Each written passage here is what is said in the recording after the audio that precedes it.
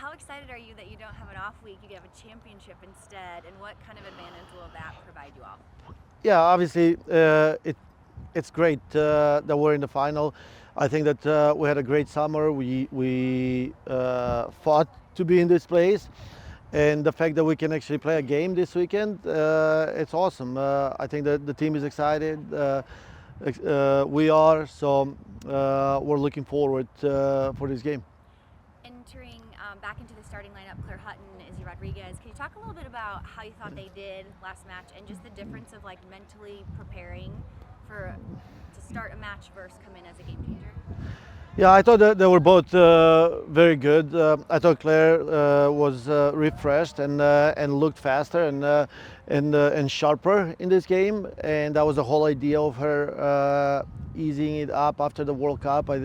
I think that she needed a little rest, and it's not just a World Cup. I mean, she's a young player, and she's played so many minutes this season that she has accumulated lots of minutes. I mean, and fatigue. So we have to be very careful for her, not just for this season, but also long term for next season after that.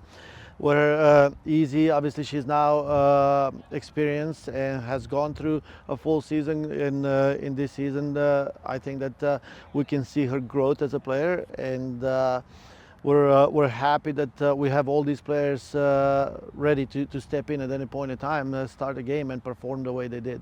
What do you expect from Gotham?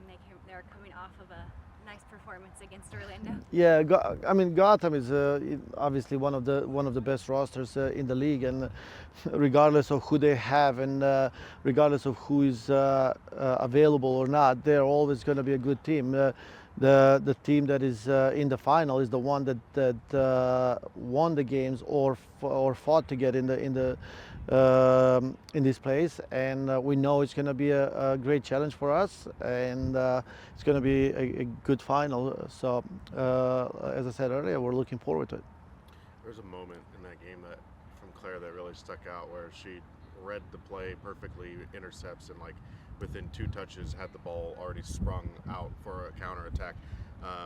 It seems like she's just reading the game at a quicker level, / the game's slowed down for her. What have you seen from her progression? I mean that's something that will come with games. That's something that will come with experience. There's a reason why more experienced players sometimes are doing better than the younger ones, is because they go through these moments or they've gone through these moments several times or more often, and it's a process that Claire herself is going to go through, and we're going to see stuff like that as she's growing as a player. She's going to read the game better. She's going to balance the team better. She's going to play better passes. She's going to find herself in better opportunities. So those are things that are going to happen in the future for Claire. That's I mean, it's a no-brainer.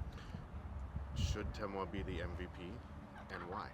Oh, I mean, I think it's a no-brainer at this point. I know that there may be the beginning or middle of the season there were candidates that could compete, but with the goals that she has scored, I think that she has shown that it's not just the goals. The way she scored the goals is one thing. The impact that she has had on the team, on our season, or in the league is something that puts her or sets her apart and from the other players. And the last thing is, I do believe she's one of the most complete player in the league. We're talking about the goals, but I think that one thing that always, I mean, usually often gets overlooked is the defensive effort that she puts and the way she handles things defensively is almost sometimes too easy for her. So altogether, it's a no-brainer. Is that kind of frustrating sometimes when you see people kind of pigeonhole her as just a fast player? No, I mean they can. People can say whatever they want, whatever.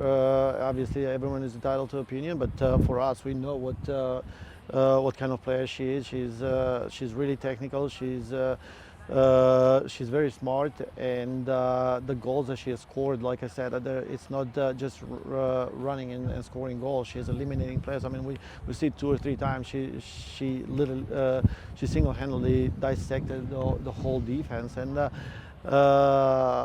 that's that's something that we as a staff see, and players and people that know her and have seen our games know that she's not just a pure speed, but she's a complete player.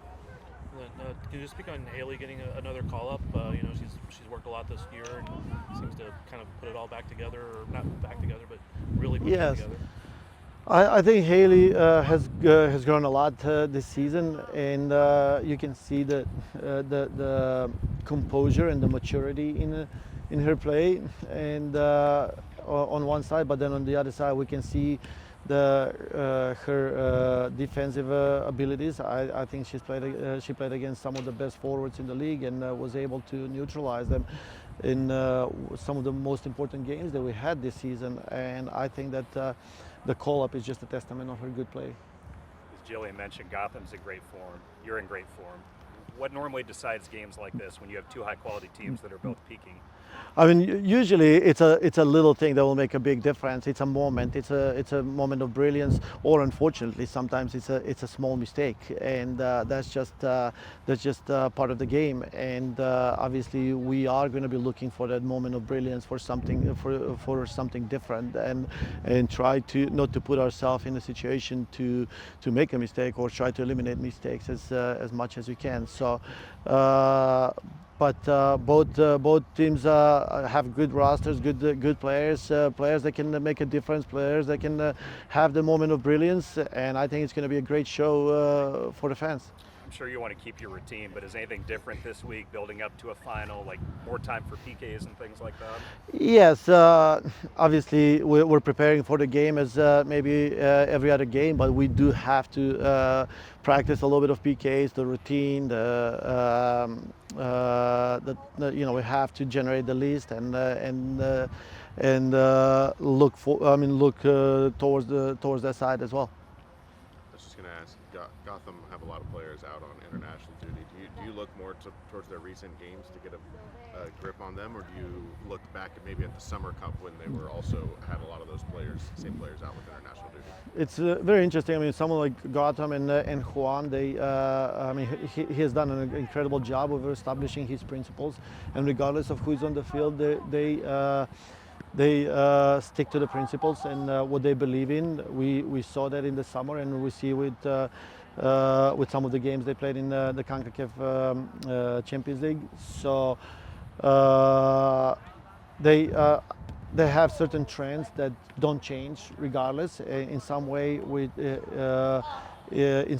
they approach the game as, hey, this is what we do. We're good at this. You're gonna have to outplay us, and that's like I said, that's a testament to Juan